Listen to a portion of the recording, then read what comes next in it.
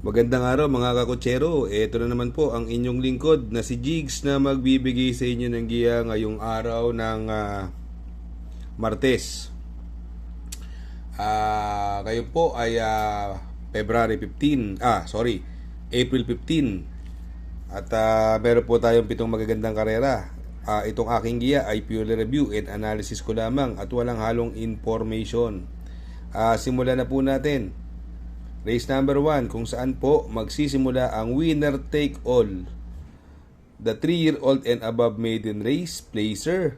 Distance is 1,400 meters.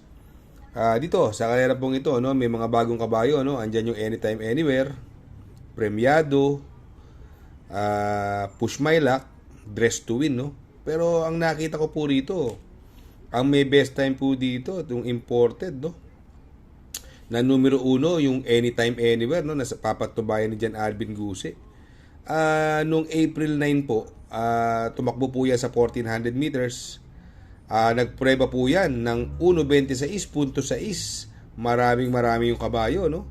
Kaya dito po sa race number 1, para sa akin po, sosolohin ko na po yung numero 1, Nicole Pride, coupled with Anytime Anywhere. Sa race number 2 kung saan naman po magsisimula po ang Pick 6 Pilracom Rating Based Handicap System Race Class 5 11 to 15 split. Ang distansya po rito ay 1,200 meters. Dito po may 6 na kalahok, no? Parang ito po parang karera ng mga sprint race po ito, no? Mabibilis po diyan si Galloping Ghost, Mustang Sally, Alindog, Hang Loose, no? Si Jewel Indanel may konting bilis. Ang talagang purely derivate lang dito yung numero 6 na si Hot Legs, no? Pero kung ito mapapansin po natin itong karerang ito, si Alindog po nananalo yan sa gabi. Magaling po yan sa gabi si Alindog at pwedeng iuna po yan, pwedeng isunod. Sa tingin ko ngang mauuna po dyan yung Hang Loose tsaka yung Galloping Ghost. Kung magkaroon ng pressure po yan dalawang yan sa unahan, aantabayanan na po ni Alindog yan at nung Mustang Sally, no? Kaya dito po, no, tong race number 2 po, no, although anybody's race ito, doon ako sa magaling sa gabi, no. Yung numero 3, Alindog. Akmang-akma dun sa pangalan niya, Alindog, magaling sa gabi, no.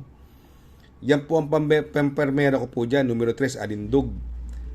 Panigundo ko naman po dyan, yung numero 2 na si Mustang Sally.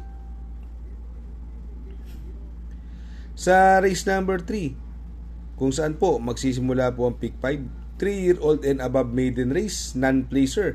Distance is 1,400 meters. Dito po may 5 kalahok sa karerang ito.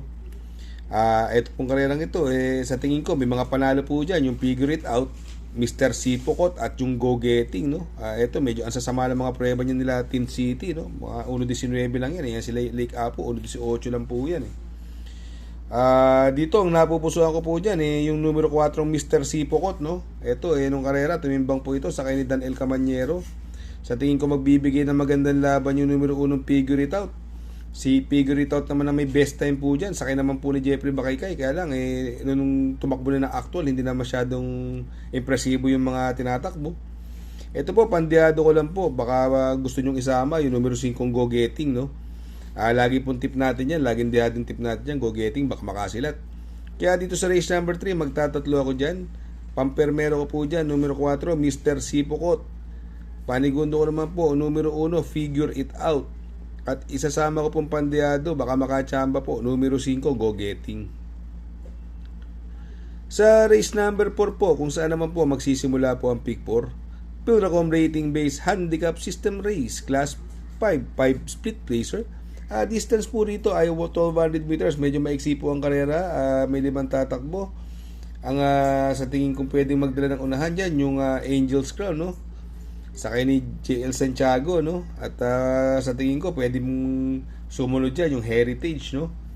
Napapatnubay naman ni JC De La Cruz. Mga pwedeng lumimati po dyan, yung Tenteng Enteng. Ito, na-scratch po ito Tenteng Enteng nung karera, no? Yung si Tenteng Enteng, scratch po nung last po niya. Start, Dremati po yan at yung Princess Belle, no? Although itong karerang ito ay anybody's race, no? Kung mapabayaan si Angel's Crown, may panalo din po yan. Pero ako, napupusuan ko po dyan yung numero 2 na si Heritage, no? Ito, nasakyan na po ni JC De La Cruz yan, nasigundo po yan, no?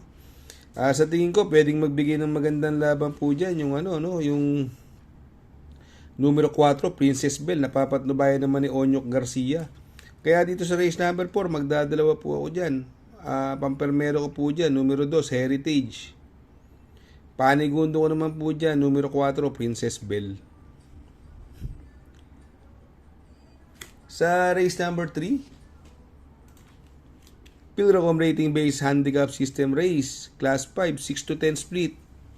Another 1,200 meter distance. At dito po, meron po tayong 6 na kalahok. Dito sa karerang ito, mapapansin natin yung nagbabalik, no? Yung maximum speed, no? Although mababa sa laban, pero ilang beses ko nakikita kinukondisyon yung kabayong yan, si maximum speed, no? Mabilis na kabayo po yan, no? Sasakyan po ni GT Pabilik. Mga deboka po dyan, no? Pwede niya makalutsahan yung Primero Soldado, no? Tsaka si Let It Shine, Beyond Smart. Purely dramatic po dyan yung 7 of Diamonds, no? Baka mapabor sa kanya at papatnubayan po ni Kelvin Abobo yan. Itong karerang ito, race number 5, sa tingin ko, 3 po pipiliin ko dyan, no? Ang napupusuan ko po dyan, yung numero 4, 7 of Diamonds. Panigundo ko naman po, numero 1, Primero Soldado. At isasama ko pong pandeado, yung numero 2, Maximum Speed. Sa race number 6, sa penultimate race, Pilracom Rating Base Handicap System Race, Class 5, 6 to 10 split. Distance is 1,200 meters. Dito po, meron po tayong 6 na kalahok. Ang mga mabibilis po dyan, yung Success of Times at yung nagbabalik na si Glenda's Magic, no? Si Flamenco Das, may tulin din po yan, at yung Sound of Silence. Ang mga purely dramatic po dyan, yung Chef Cat at si Douglas Fear. Si Douglas Fear po ang nakita ko may best time dyan. May 1.29 po yan sa kanya Noel Lunar. Kaya siya po napupusuan ko dyan, yung numero 5, Douglas Fear. Ang tingin ko pwedeng magbigay ng magandang laban dyan, yung galing sa Sound of Silence, binigay na po kay Mark Alvarez. Kaya dito sa race number 6, magdadalawa po ako dyan. Ang pampermero ko po dyan, numero 5, Douglas Fear. Panigundo ko naman po, numero 3, Sound of Silence. Sa race number 7, sa last and final race, Pilracom Rating Base Handicap System Race, Class 5, 11 to 15 split. Distance po ay 1,200 meters. Dito po, meron po tayong 7 kalahok. Kung mapapansin po natin dito, no, pwedeng mauna rito, numero 4, si Gold and Silver. Ito, bagong baba po ng grupo, numero 5, Stand in Faith, at gamay na gamay po ni JR Sargent de Ocampo po yan, no? Sa tingin ko, sobrang nakakalamang po niyan, Stand in Faith, no? Gamay na niya, buwaba pa ng laban, at sa tingin ko, buenas pa yung hinete. Para sa akin po, itong race number 7, sosolohin ko na po yan, numero 5, Stand in Faith. Shout out nga pala kay Sir Pax ng Barkadahan OTV. Located po siya sa 1139 New Antipolo Street, Corner Vargas. Malapit lang po sa Abad Santos, yung bagong ginawang tulay. Very convenient and attentive po ang mga tao. Pwede po kayong mag-EB at party while betting on racing. Baka magawi kayo dyan sa Herrera, Corner Oroqueta.